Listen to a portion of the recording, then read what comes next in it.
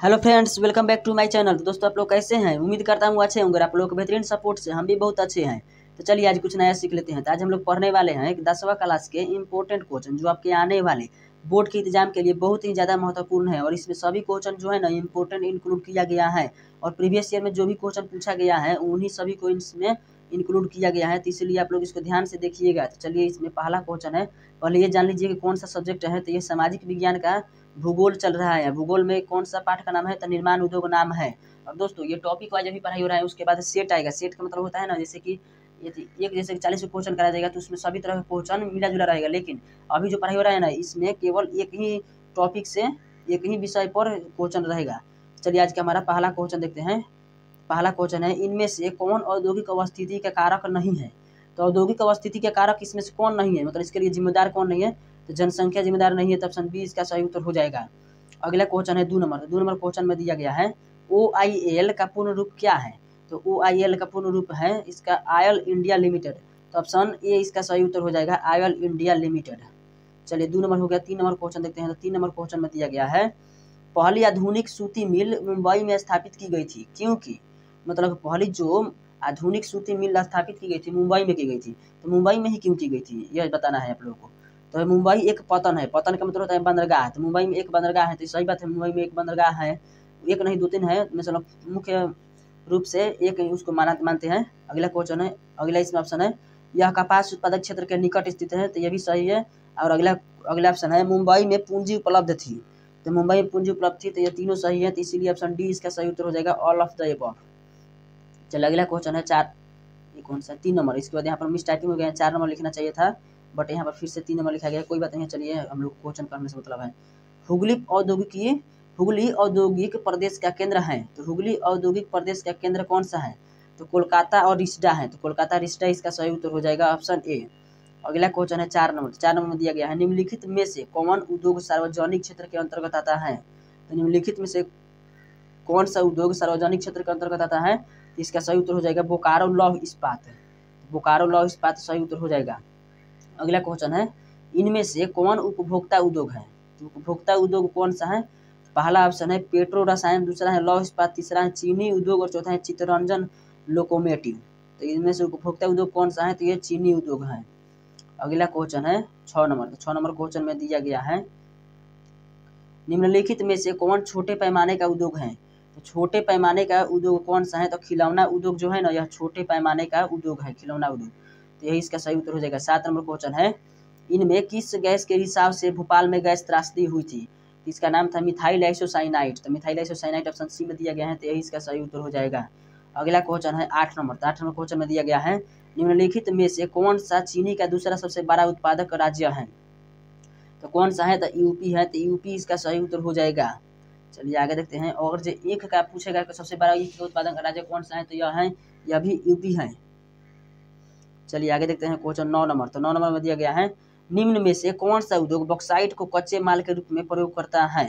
तो बॉक्साइट से मतलब बॉक्साइट से क्या बनाया जाता है? कच्चा माल के रूप में बॉक्साइट का जब प्रयोग किया जाता है तो क्या बनाया जाता है? तो एल्यूमिनियम बनाया जाता है। और एल्यूमिनियम का एक अयस्क है बॉक्साइट। ये भी क्वेश्चन पूछता है, घुमा फिरा कर कैसे भी पूछता है। और फिर पूछता है कि एल्यूमिनियम का मतलब कि नाम क्या है, केमिकल नेम संकेत में? तो एल्यूमिनियम का केमिकल नाम संकेत में है Al। इसको भी आप लोग ध्यान में रखिएगा। चलिए आगे देखते हैं क्वेश्चन 10 नंबर। 10 नंबर में क्वेश्चन में दिया गया है, ये एक स्लाइड में नहीं आ पाएगा क्वेश्चन, ऊपर नीचे करके पढ़ लीजिएगा। भारत में जूट निर्मित सामान का सबसे बड़ा उत्पादक राज्य निम्नलिखित में से कौन सा है? तो जूट के बारे में पूछा गया है। तो जूट के बारे में सबसे ज़्यादा है पश्चिम बंगाल।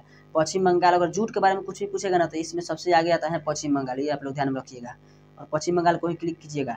अगला क्वेश्चन 11 नंबर, भारत में सबसे पहला सीमेंट कारखाना कहाँ लगाया गया था? तो भारत में सबसे पहला सीमेंट कारखाना चेन्नई में लगाया गया था। तो ऑप्शन ए इसका सही उत्तर हो जाएगा। अगला क्वेश्चन है 12 नंबर। तो 12 नंबर में दिया गया है, भारत में स्थापित पहली लौह इस्पात कंपनी कौन है? तो भारत में स्थापित पहली लौह इस्पात कंपनी का नाम क्या है? तो इसका भारतीय लौह इस्पात कंपनी नाम है। तो ये अभी आप लोग ध्यान रखिएगा, सी नंबर इसका सही उत्तर हो जाएगा। 13 नंबर क्वेश्चन है, भारत का सिलियन नगर किसे कहा जाता है? तो पहला है पटना, दूसरा है मदुरई, तीसरा है भागलपुर और चौथा में दिया होगा बेंगलुरु। क्योंकि भारत का सिलिकॉन नगर किसे कहा जाता है? तो बेंगलुरु कहा जाता है। ऑप्शन डी इसका सही उत्तर हो जाएगा। अगला क्वेश्चन है 14 नंबर, भारत का बर्मिंघम किस शहर को कहा जाता है? तो भारत का बर्मिंघम किस शहर को कहा जाता है? तो इसको कहा जाता है जमशेदपुर को। तो ऑप्शन बी इसका सही उत्तर हो जाएगा, जमशेदपुर। 15 नंबर क्वेश्चन है, इनमें कौन इस्पात केंद्र समुद्र के निकट है? तो इनमें से कौन सा इस्पात केंद्र समुद्र के निकट है?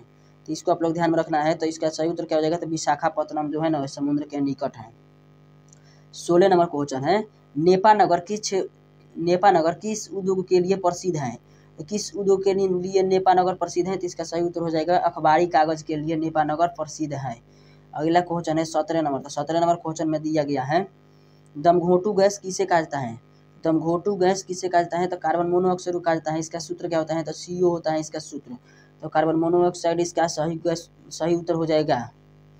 अगला क्वेश्चन है, 2012 से 13 में देश के सकल घरेलू उत्पाद में विनिर्माण उद्योग का योगदान कितना रहा है? 2012 से 13 में देश के सकल घरेलू उत्पाद में विनिर्माण उद्योग का योगदान कितना रहा है? तो इसका सही उत्तर हो जाएगा 26.7% रहा है। अगला क्वेश्चन 18 हो गया 19 नंबर। तो 19 नंबर क्वेश्चन में दिया गया है, किस राज्य में सॉफ्टवेयर प्रौद्योगिकी पार्क नहीं है? तो सॉफ्टवेयर प्रौद्योगिकी पार्क किस राज्य में नहीं है? तो इसका सही उत्तर हो जाएगा छत्तीसगढ़ में नहीं है। तो ऑप्शन बी इसका सही उत्तर हो जाएगा। 20 नंबर क्वेश्चन है, लगभग कितना डेसिबल की तीव्रता वाली ध्वनि ठोस पदार्थ में छेद कर सकती है? तो इसके पहला है 10, दूसरा है 210, तीसरा ऑप्शन है 100 और चौथा है इनमें से कोई नहीं। तो इसका सही उत्तर क्या हो जाएगा? तो 210 इसका सही उत्तर हो जाएगा। मतलब कि 210 डेसिबल की तीव्रता वाली ध्वनि होगी ना तो वो किसी भी ठोस पदार्थ में छेद कर देगी। 21 नंबर क्वेश्चन है। तो 21 नंबर क्वेश्चन में दिया गया है, इनमें कौन नई प्रौद्योगिकी नीति से संबंधित नहीं है? तो इनमें कौन नई प्रौद्योगिकी नीति से संबंधित नहीं है? तो कौन नहीं है? तो पहला ऑप्शन है राष्ट्रीयकरण, दूसरा है उदारीकरण, तीसरा है निजीकरण, चौथा है वैश्वीकरण। तो इसका सही उत्तर हो जाएगा राष्ट्रीयकरण। इनमें से राष्ट्रीयकरण जो है ना नई औद्योगिक नीति से संबंधित नहीं है। अगला क्वेश्चन है 22 नंबर। तो 22 नंबर क्वेश्चन में दिया गया है, देश में लोहा इस्पात के बृहद कारखाने हैं। देश में लोहा इस्पात के बृहद कारखाने कितने हैं? तो लगभग 10 कारखाने हैं। तो इसका सही उत्तर क्या हो जाएगा? तो ऑप्शन सी में दिया गया है 10, तो वही इसका सही उत्तर हो जाएगा। 23 नंबर क्वेश्चन है, देश का सबसे बड़ा पोत प्रांगण है। देश का सबसे बड़ा पोत प्रांगण कौन सा है? तो पहला ऑप्शन है तमिलनाडु, दूसरा है केरल, तीसरा है कोची और चौथा है मुंबई। देश का सबसे बड़ा पोत प्रांगण कौन सा है? तो कोची है। तो कोची इसका सही उत्तर हो जाएगा ऑप्शन सी।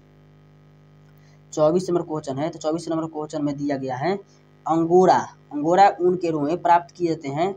तो अंगोरा ऊन के रोए किससे प्राप्त किए जाते हैं? तो यह खरगोश के बाल से प्राप्त किए जाते हैं। तो ऑप्शन बी इसका सही उत्तर हो जाएगा खरगोश के बाल। चलिए आज के लिए दोस्तों इतना ही। वीडियो देखने के लिए धन्यवाद। Thanks for watching this video.